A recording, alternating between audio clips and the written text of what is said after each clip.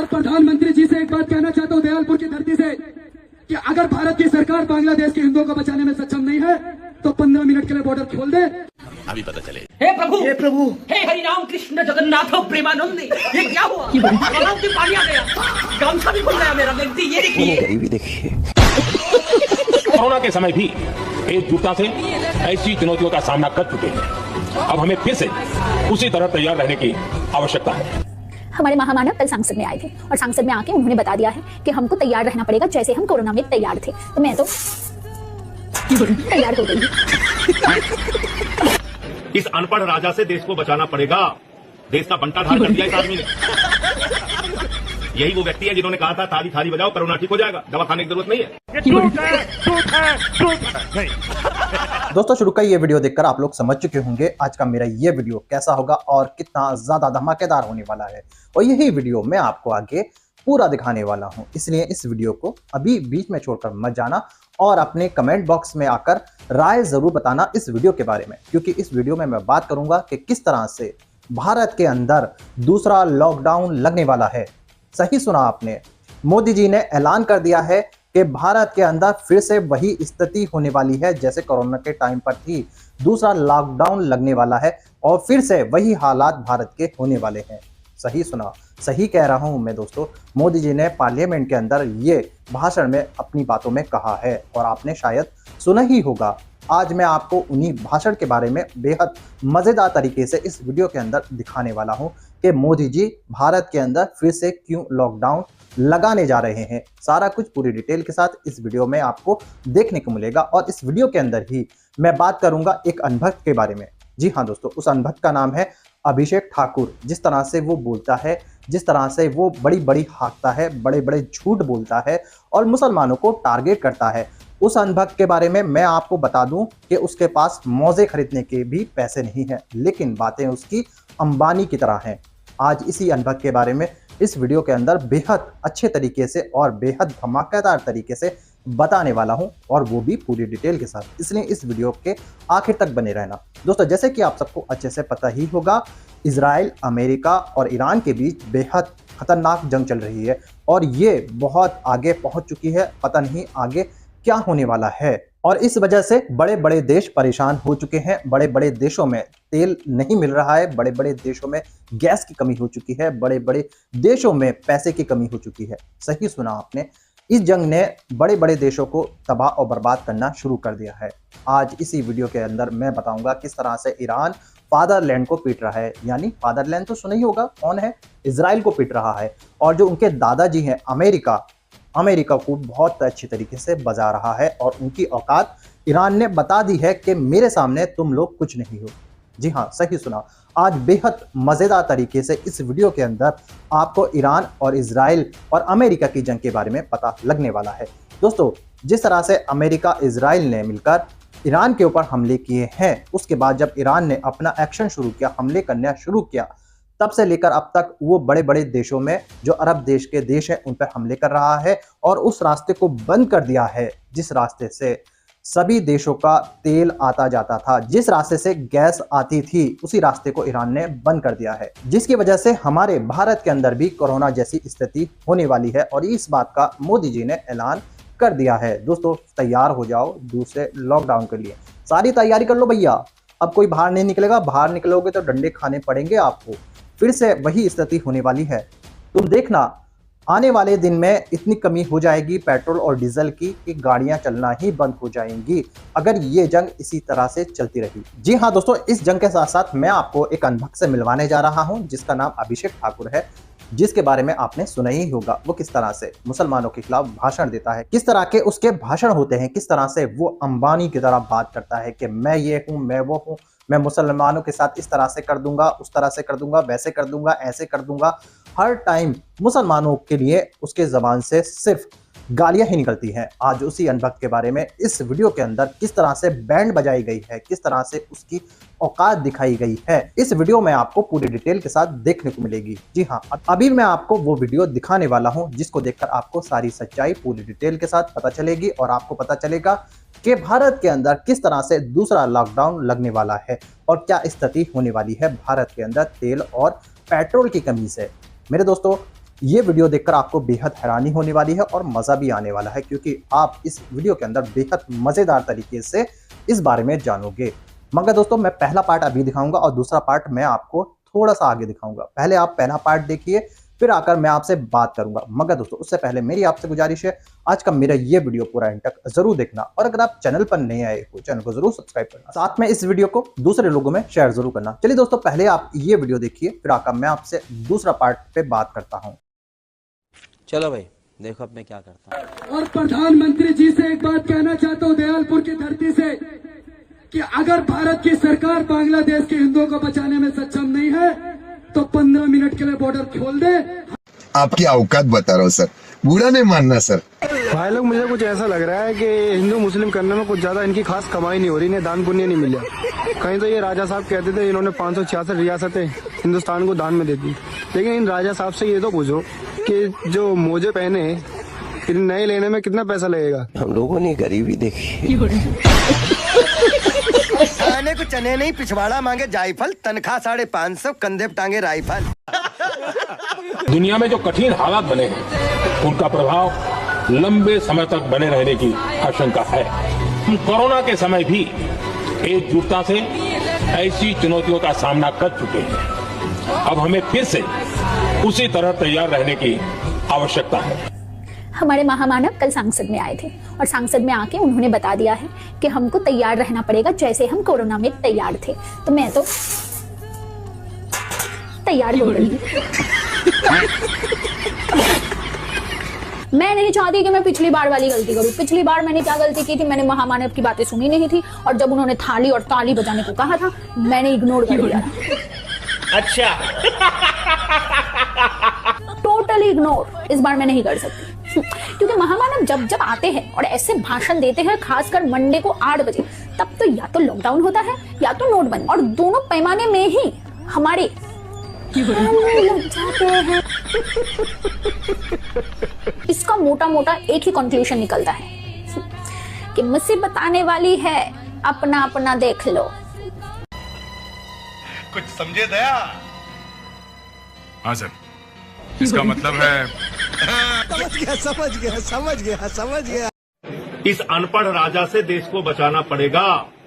देश का बंटाधार कर दिया इस आदमी ने। यही वो व्यक्ति है जिन्होंने कहा था ताली थाली बजाओ कोरोना ठीक हो जाएगा, दवा खाने की जरूरत नहीं है, दिया जलाओ कोरोना ठीक। पूरे देश को मूर्ख बना रखा है। ये झूठ है, झूठ है, झूठ है। नहीं।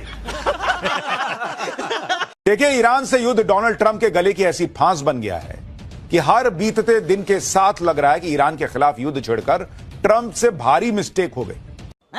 ये क्या हो गया?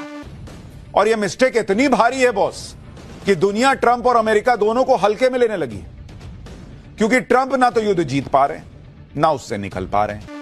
ये क्या सुन रहा हूं मैं? भर दुनिया में बॉस ट्रंप को गाली पड़ रही है कि भाई तुम्हारे चक्कर में हमारी हालत खराब हो रही है।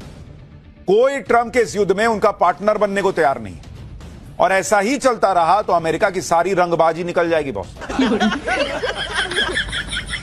भर दुनिया के रंगबाज बने घूम रहे थे ना, सारी रंगबाजी निकाल दी ईरान ने, रंग उतार दिया चेहरे का।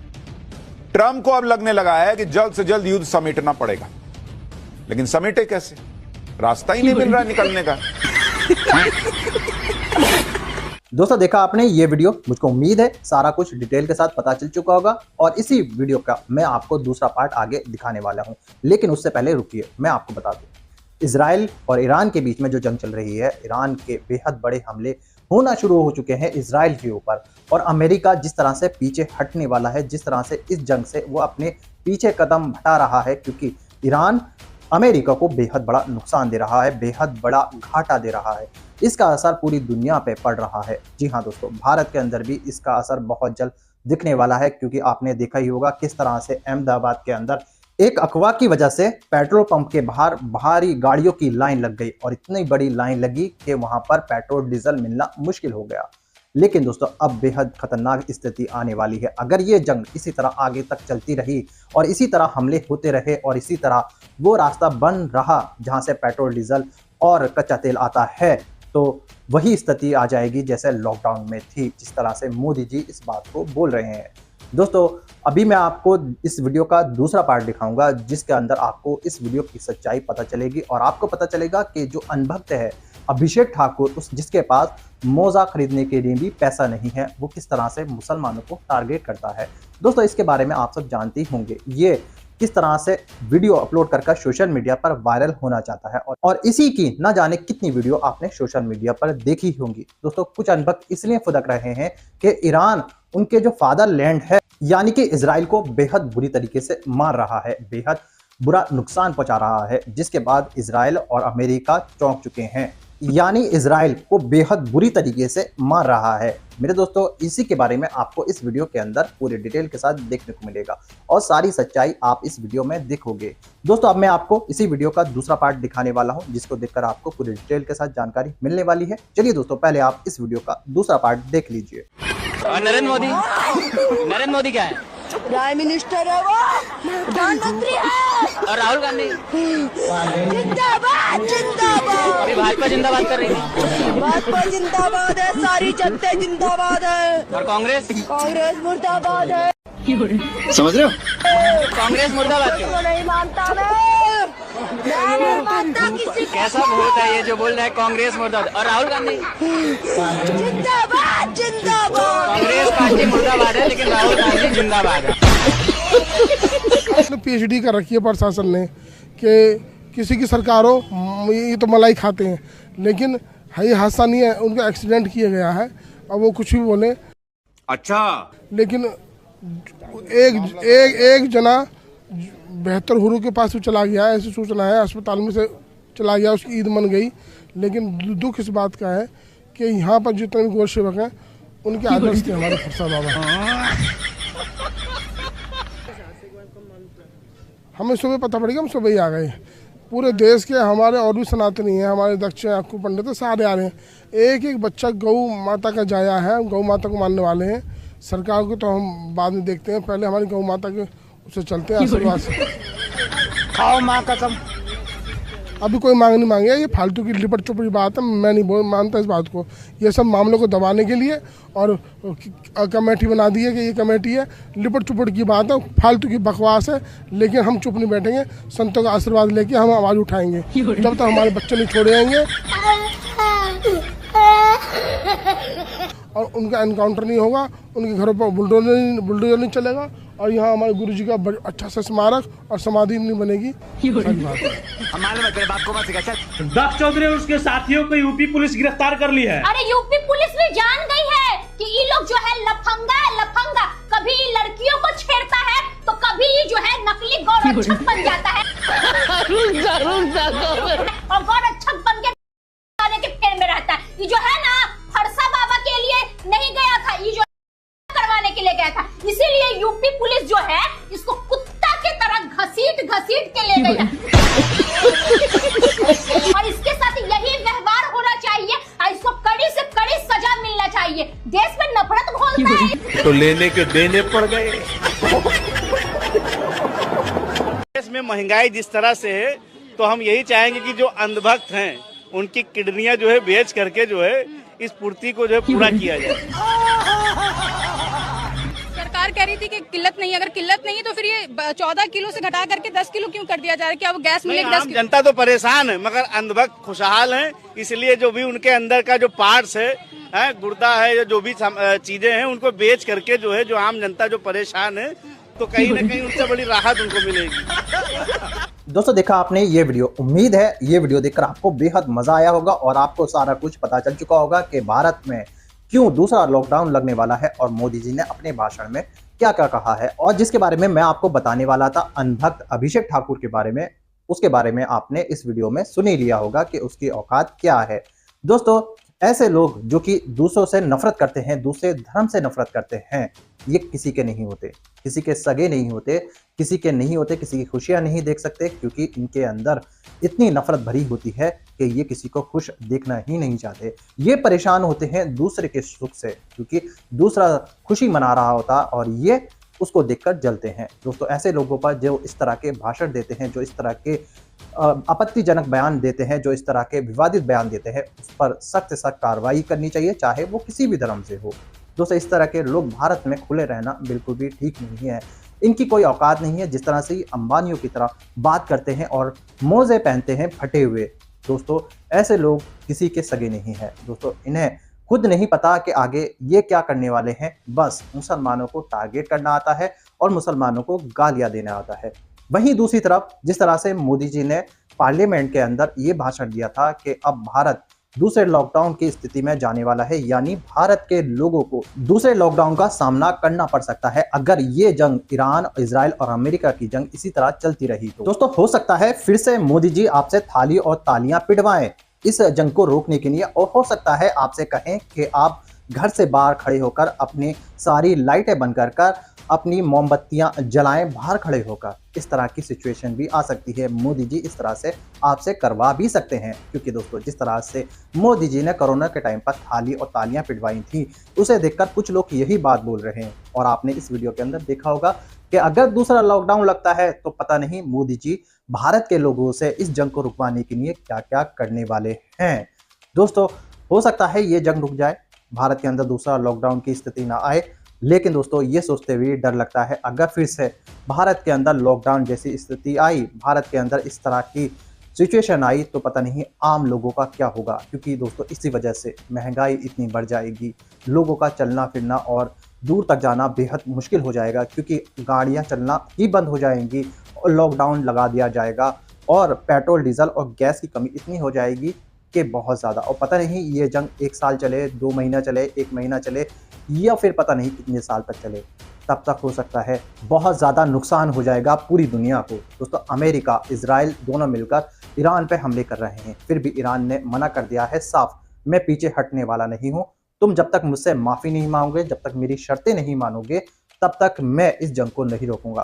दोस्तों आप लोगों की क्या राय है इस वीडियो के बारे में और दूसरे लॉकडाउन के बारे में आप मुझे कमेंट करके जरूर बताइएगा कि ये लॉकडाउन दोबारा लग सकता है या नहीं। भारत कोई ऐसा तरीका निकाल लेगा कि भारत के अंदर ऐसा लॉकडाउन लगने वाली स्थिति न आए। जिस तरह से मोदी जी ने पार्लियामेंट में खड़े होकर इस तरह का भाषण दिया है उसे सुनकर बहुत सारे लोग डर भी चुके हैं, क्योंकि अगर दोबारा लॉकडाउन लगता है तो आपने देखा होगा जिस तरह से पिछले लॉकडाउन में हुआ था, कितना ज़्यादा लोगों को परेशानियों का सामना करना पड़ा था, किस तरह से लोग, गरीब लोग परेशान हो चुके थे, वो सिचुएशन आपने देखी ही होगी।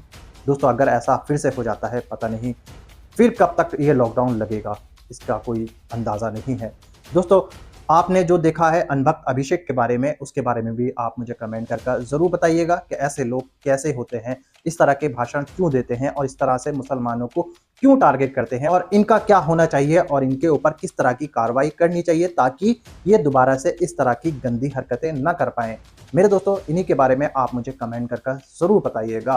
दोस्तों आज की वीडियो में बस इतना ही, मैं फिर मिलूंगा ऐसी ही दूसरी वीडियो के साथ, तब तक के लिए सलाम, नमस्ते, जय हिंद।